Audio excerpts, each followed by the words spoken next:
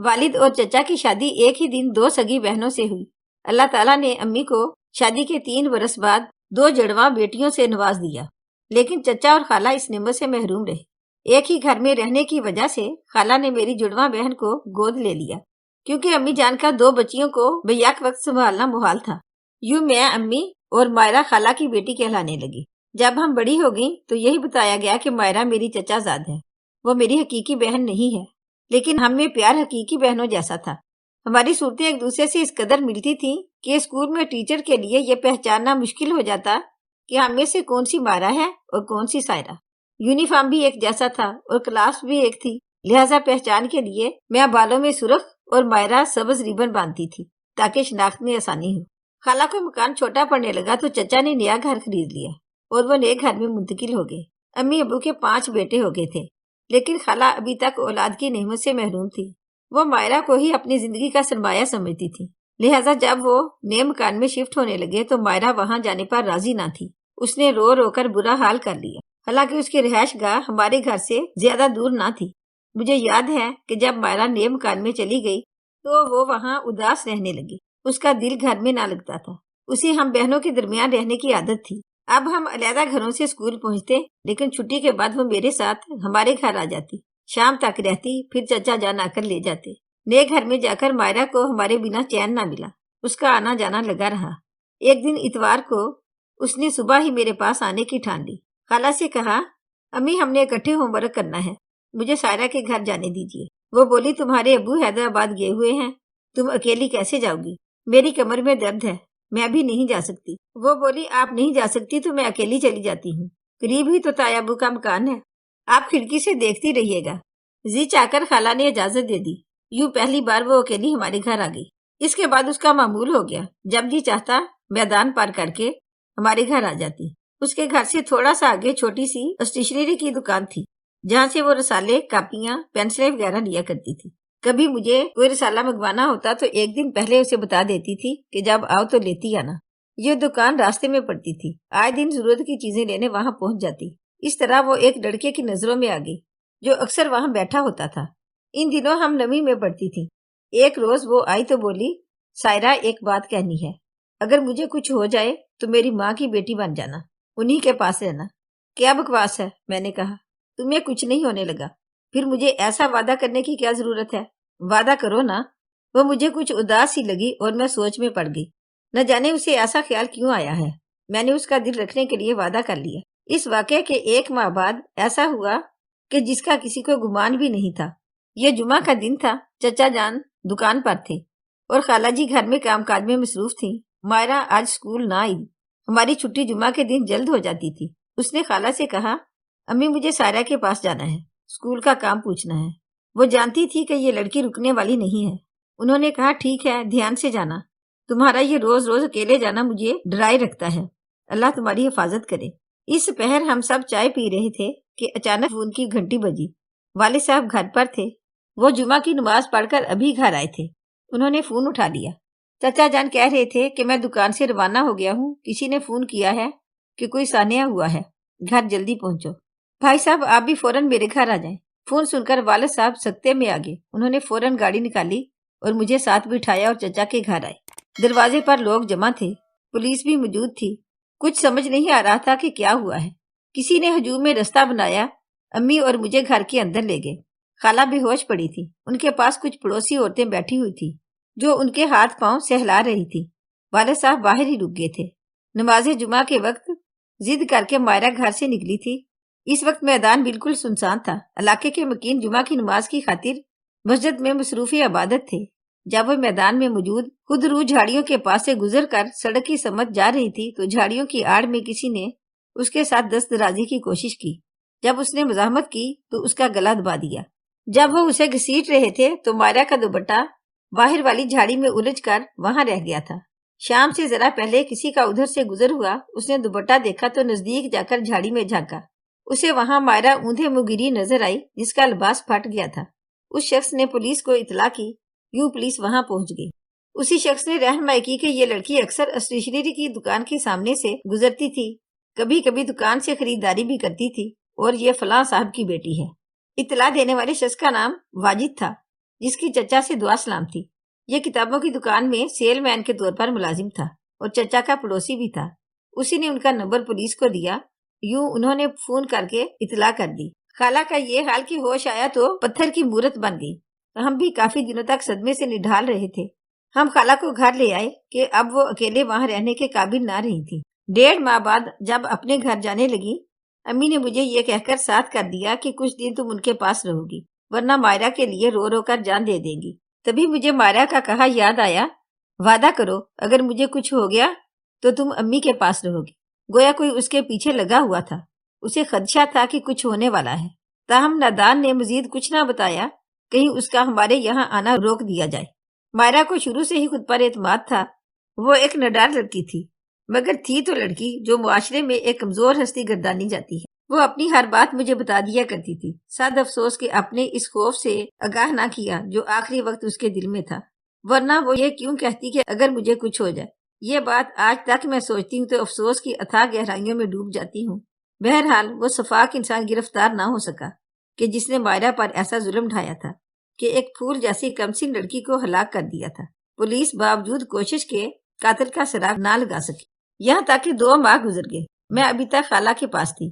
مجھے مائرہ کے اس دنیا سے چلے جانے کا اس قدر ملال تھا جیسے میری روح نکل گئی ہو۔ جانتی تھی کہ وہ خالہ کی لے پالک مگر میری سگی بہن ہے، میری ہم شکل، اور ہم اس دنیا میں اکٹھی آئی تھی۔ اے کاش اکٹھی ہی اس دنیا سے جاتی، لیکن اللہ تعالیٰ کی مرضی اور مصلحت کہ وہ چلی گئی، لیکن میں ابھی زندہ تھی۔ وقت ہر زخم مندمل کر دیتا ہے، لیکن دکھ کے دنوں میں وقت بھی دھیرے دھیرے انسان کے وجود پر اپنے بھاری قدموں سے چلتا ہوا گزر جاتا ہے۔ خالہ کی لے پالک ضرور تھی، مگر مائرہ کو انہوں نے اس کے جنم دن سے گود لیا تھا۔ وہ اسے سگی اولاد جیسا ہی سمجھتی تھی، اس کی ہر فرمائش پوری کرتی تھی۔ تبھی تو وہ اتنی لاڈلی اور ضدی ہو گئی تھی۔ جب تک اپنی بات نہ منوا لیتی آرام سے نہ بیٹھتی تھی۔ پولیس کسی حال میں میرے چچا اور ان کی بیوی کے دکھ کا مداوع نہ کر سکی۔ یہ دکھ اس وقت سوا ہو جاتا ہے جب قاتل گرفتار نہ ہو، اس کا سراغ بھی نہ ملے۔ ایک دن میں نے اخبار میں ایک مضمون پڑھا جس میں جرم کا سراغ اور پولیس کے کردار کے بارے میں لکھا گیا تھا۔ لکھا تھا کہ ہمارے یہاں برسوں سے پولیس کا یہی طریقہ کار چلا آ رہا ہے کہ مشتبہ لوگوں کو پکڑا، مار پیٹ کی، اس طرح اصل مجرم ہاتھ آ گیا تو ٹھیک، ورنہ کسی بے گناہ کو پھنسا دیا۔ بیرون ملک دیگر طریقے بھی مجرم تک پہنچنے کے لیے بروئے کار لائے جاتے ہیں۔ وہاں ایک بہت پرانا خیال یہ بھی ہے کہ قاتل جائے واردات کے آس پاس بھٹکتا رہتا ہے۔ یہ پڑھ کر میرے ذہن میں آیا، ہو سکتا ہے کہ مائرہ کا قاتل بھی آس پاس موجود ہو۔ میری صورت مائرہ سے ہو بہو ملتی تھی۔ اگر اس کے کپڑے پہن کر اس راستے سے گزروں جس سے گزر کر وہ روز ہمارے گھر آتی تھی تو یقیناً قاتل مجھے دیکھ کر ضرور چونک جائے گا۔ ایسے میں وہ یقیناً خود پر قابو نہ رکھ سکے گا۔ اپنا یہ خیال میں کسی سے شیئر بھی نہیں کر سکتی تھی، لیکن جب رات کو مائرہ کے پلنگ پر سونے کے لیے لیٹتی تو یہ خیال تنگ کرنے لگتا کہ اگر اس کا قاتل اسی علاقے میں ہے تو ایک دن مجھے دیکھ کر ضرور بے اختیار میری جانب آئے گا، تبھی وہ پکڑا جائے گا۔ ایک دن میں نے یہ خیال اپنے ابو پر ظاہر کر دیا اور وہ مضمون بھی انہیں پڑھوا دیا۔ وہ سوچ میں پڑ گئے اور پھر پولیس انسپکٹر پر اس خیال کو ظاہر کیا تو وہ متفق ہو کر بولا، یہ ممکن ہے، ایسا ہو سکتا ہے، اگر آپ ساتھ دیں تو ہم یہ آخری کوشش کرتے ہیں۔ آپ کی ہم شکل بچی مائرہ کے روپ میں وہاں سے گزرے گی، ہم اس کی نگرانی کریں گے اور آپ کو یقین دلاتے ہیں اسے کوئی نقصان نہیں پہنچنے دیں گے۔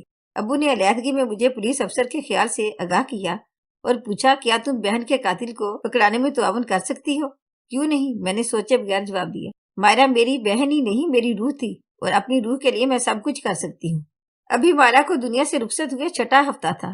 میں نے اس مشن کا بیڑا اٹھا لیا۔ چچا اس بات کے حق میں نہ تھے۔ ان کا خیال تھا کہ یہاں مجرم اس انداز کے نہیں ہوتے، جرم کرنے والا اتنے دنوں میں نہ جانے کہاں چلا گیا ہوگا۔ ہم یہ غلطی کر کے خدا نخواستہ دوسری بچی کو بھی کہیں نہ گنوا دے۔ اس رات جب میں مائرہ کے کمرے میں سوئی، مجھے لگا جیسے اس کی روح میرے آس پاس بھٹک رہی ہو۔ اس کی یادیں، اس کے وجود کی خوشبو اس کے بستر میں بسی ہوئی تھی۔ اس رات بہت دیر بعد مجھے نیند آئی، حالانکہ خالہ میرے قریب سو رہی تھی۔ اگلی صبح جمعہ تھا۔ ٹھیک اسی وقت مائرہ کا لباس پہن کر میں گھر سے نکلی۔ مجھے لگا جیسے میں خود مائرہ ہوں اور اس کی روح مجھ میں سما گئی ہے۔ میں نے خود کو آئینے میں دیکھا، اس کی طرح بال بنا کر بالکل مائرہ کا پرتو لگ رہی تھی۔ کوئی نہیں پہچان سکتا تھا کہ میں سائرہ ہوں، مائرہ نہیں۔ گھر سے نکلتے ہی محسوس ہوا جیسے میرا ذہن میرے قابو میں نہیں ہے۔ قدم بے اختیار ادھر ادھر اٹھ رہے تھے۔ جدھر سے گزر کر وہ گئی تھی اور جھاڑیوں تک پہنچ کر اس کا دوپٹہ الجھ گیا تھا۔ آج میں نے وہی دوپٹہ اوڑھ رکھا تھا۔ پہلے میں نے کتابوں کی دکان پر رک کر ایک رسالہ خریدا، پھر اس رستے پر ہو لی جہاں میری بہن کو گھسیٹ کر جھاڑیوں کے اندر ڈالا گیا تھا، مگر اس جگہ ایک لمحے کو ہی رک پائی اور قدم آگے بڑھا دیے۔ سڑک تک کوئی سامنے آیا اور نہ پیچھے، اور نہ ہی دائیں بائیں نظر آیا۔ گھر میں سلامتی سے آتے دیکھ کر امی نے اللہ کا شکر ادا کیا۔ ان کے خیال میں چچا کے ساتھ آئی تھی، لیکن میں اکیلی آئی تھی۔ میری نگرانی کرنے والے مجھ پر کہاں سے نظر رکھے ہوئے تھے یہ بھی معلوم تھا۔ 3 دن اسی طرح میں امی سے خالہ اور خالہ سے امی کے گھر آئی۔ چوتھے روز انسپیکٹر نے ابو کو بتایا کہ قاتل گرفتار کر لیا گیا ہے۔ قاتل کون تھا اور کیسے پکڑا گیا یہ بھی عجیب روداد ہے۔ وہ اسی دکان کا ملازم تھا جہاں سے مائرہ گزرتی تھی۔ وہ اسے دیکھتا، اس کے دل میں مائرہ کے لیے جانے کیسے جذبات پیدا ہو گئے کہ وہ اسے تنہائی میں بات کرنے کا خواہش مند ہوا۔ شاید مائرہ نے اس کی میلی نگاہوں کو پہچان لیا تھا، تبھی اپنے تیور کڑے رکھے۔ دکان پر بات کرنے کی ہمت نہ ہوئی تو اس جنونی نے سنسان میدان میں رو کر بات کرنا چاہی، مگر مائرہ نے اسے ڈانٹ دیا۔ غالباً اسی روز میری بہن نے مجھ سے یہ وعدہ لیا تھا کہ اگر مجھے کچھ ہو جائے تو تم میری امی کے پاس رہنا۔ مائرہ کے قتل ہو جانے کے بعد مجھے دکان سے گزرتے ہوئے دیکھ کر وہ شخص حیرت زدہ رہ گیا کہ مائرہ تو مر چکی ہے، یہ دوسری مائرہ کہاں سے آ گئی؟ بے شک وہ چونک گیا تھا، لیکن مجھ سے کلام کرنے کی ہمت اس میں نہ تھی۔ چوتھے روز جب میں نے دکان میں جا کر رسالہ خریدا تب اس سے رہا نہ گیا، کیونکہ میری آواز بالکل میری جڑواں بہن جیسی تھی۔ اس دن وہ تیزی سے دکان سے باہر نکل گیا اور لمبے لمبے ڈگ بھرتا جھاڑی کی اوٹ میں جا کر کھڑا ہو گیا۔ اسے باہر جاتے دیکھ کر میں سمجھ گئی کہ یہ مجھ سے بات کرنے کے ارادے سے باہر نکلا ہے۔ جب میں جھاڑی کے قریب پہنچی وہ باہر نکلا ہی تھا کہ اسی لمحے پولیس والوں نے اسے دبوچ لیا۔ یہ پولیس اہلکار قریبی جھاڑی میں چھپے ہوئے 3 دن سے نگرانی کر رہے تھے۔ وہ اسے اپنے ساتھ لے گئے۔ ایک پولیس اہلکار نے مجھے بحفاظت گھر چھوڑ دیا۔ دوران تفتیش اس شخص نے سب کچھ اگل دیا کہ مقتولہ کو اکثر دکان کے سامنے سے گزرتے دیکھتا تھا۔ ایک روز لڑکی سے بات کرنے کے لیے اس کے پیچھے میدان میں گیا تو اس نے شور مچا دیا۔ اس دن تو ڈر کر میں واپس لوٹ آیا، البتہ کچھ روز بعد اسے اپنے ایک دوست کے ہمراہ دوبارہ اس جھاڑی میں چھپ کر بیٹھ گیا۔ یوں ہی وہ وہاں سے گزری، ہم نے اسے جھاڑی میں گھسیٹ لیا۔ اس پر لڑکی نے شدید مزاحمت کی تو تیش میں آ کر اس نازک سی ہستی کا ہم نے گلا دبا دیا۔ اتنا کچھ کر کے بھی تم دکان سے ملازمت چھوڑ کر نہیں گئے اور دوبارہ بھی وہاں چلے گئے جہاں تم نے اس بے گناہ کا خون کیا تھا۔ آخر ایسا کیوں کیا؟ کیا تم کو پکڑے جانے کا خوف نہیں تھا؟ مرنے والی کو دوبارہ زندہ سلامت دیکھ کر میں حیرت زدہ رہ گیا تھا۔ سوچتا تھا کہ اتنی مشابہت کسی سے نہیں ہو سکتی۔ وہ اسی گھر سے نکلتی، وہی کپڑے پہنے ہوتی، اسی طرح راستے سے گزرتی ہے۔ میری تو آنکھیں پھٹی رہ گئی تھی، جیسے مرنے والی کی روح آسمان سے اتر آئی ہو۔ اسی حالت میں 3 روز تک پریشان رہا۔ چوتھے دن جب وہ دکان کے اندر آئی تو مجھ سے رہا نہ گیا اور میں اس راز کو جاننے کی نیت سے گاڑی کی اوٹ میں جا کر ٹھہر گیا کہ وہ دکان سے نکل کر ادھر آئے گی تو حقیقت جان پاؤں گا۔ قاتل پکڑے گئے لیکن زخم پھر سے تازہ ہو گیا۔ کئی دن تک ہم غم سے نڈھال رہے۔ آج بھی جب مائرہ بہن کی یاد آتی ہے تو آنسو تھمنے کا نام نہیں لیتے۔ حالانکہ اس واقعے کو گزرے 40 برس ہو چکے ہیں۔ اگر آپ کو ہماری آج کی کہانی اچھی لگی ہو تو پلیز اسے لائک کریں، شیئر کریں اور مزید اچھی ویڈیو کے لیے ہمارے چینل کو سبسکرائب کریں۔ شکریہ۔